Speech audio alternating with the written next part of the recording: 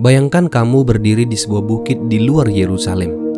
Yesus yang baru saja bangkit dari kematian berdiri di depan murid-muridnya. Ia memberkati mereka. Lalu sesuatu yang luar biasa terjadi. Yesus terangkat ke langit dan awan menutupi dia dari pandangan mereka. Peristiwa ini sering kita sebut sebagai kenaikan Yesus ke sorga. Namun tahukah kamu, di balik peristiwa ini terdapat banyak misteri teologis yang jarang dibahas. Pertanyaan seperti, mengapa Yesus harus naik ke sorga? Apa sebenarnya yang terjadi di sorga setelah kenaikan itu? Mengapa Alkitab menyebut awan menutupinya? Dan apakah Yesus masih memiliki tubuh manusia sekarang? Di video ini kita akan membahas 7 misteri kenaikan Yesus yang jarang dibahas. Dan beberapa di antaranya mungkin akan mengubah cara kamu memahami Yesus hari ini. Misteri pertama, mengapa Yesus harus naik ke sorga? Yesus tidak sekedar pergi.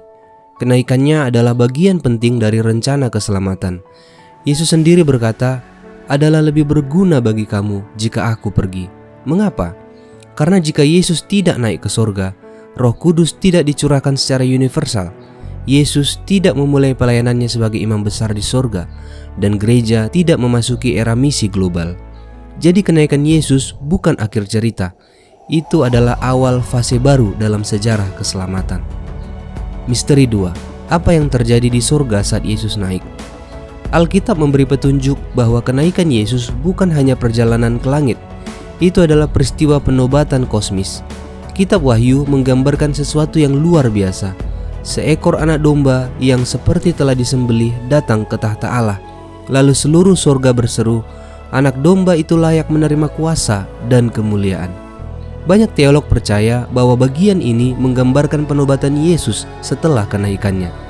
Yesus bukan hanya kembali ke sorga, ia dimahkotai sebagai raja atas seluruh ciptaan. Misteri 3.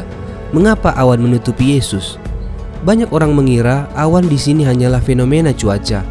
Namun dalam Alkitab, awan sering melambangkan kehadiran Allah. Contohnya, tiang awan memimpin Israel di padang gurun, dan bagaimana kemuliaan Tuhan memenuhi bait suci dalam awan. Dalam kitab Daniel, Mesias digambarkan datang dengan awan-awan dari langit. Jadi awan dalam kenaikan Yesus kemungkinan besar melambangkan Yesus masuk kembali ke dalam kemuliaan ilahi. Misteri 4.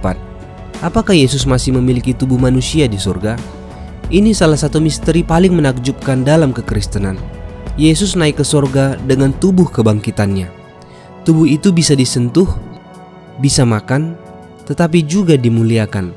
Dan Alkitab berkata, satu pengantara antara Allah dan manusia, yaitu manusia Kristus Yesus. Artinya sesuatu yang luar biasa terjadi. Kemanusiaan Yesus sekarang ada di surga selamanya. Allah tidak hanya menyelamatkan manusia, ia membawa manusia masuk ke dalam hadiratnya sendiri. Misteri 5. Mengapa murid-murid tidak mengejar Yesus? Bayangkan kamu berada di sana. Guru kamu baru saja terangkat ke langit. Apa yang kamu lakukan? Kemungkinan besar kamu akan panik. Namun murid-murid hanya berdiri menatap ke langit. Lalu 2 malaikat berkata, "Hai orang Galilea, mengapa kamu berdiri melihat ke langit?" Pesannya jelas, Yesus memang pergi. Namun sekarang waktunya gereja mulai menjalankan misinya di bumi.